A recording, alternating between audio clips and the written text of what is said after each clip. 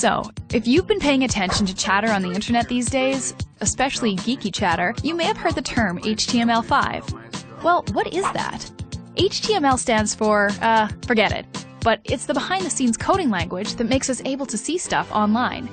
Since the original HTML was invented with the web over 20 years ago, it has gone through many updates, but it's been more than a decade since the last one, and in web terms, that's pretty much forever. I mean, like 10 years ago, we all still loved our digital watches. Oh wow! A calculator! So HTML has been a few steps behind changes on the web for quite some time. For example, when video came along, there was no way to integrate it naturally into HTML, so different companies developed their own video players to work around it. These worked okay, but they were all external plugins, meaning that you had to download them, and this was, well, annoying and potentially risky.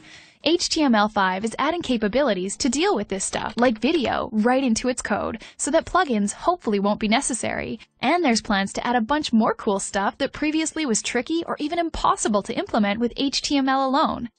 The overall hope is that someday it will create a standard, consistent web experience across all devices and browsers.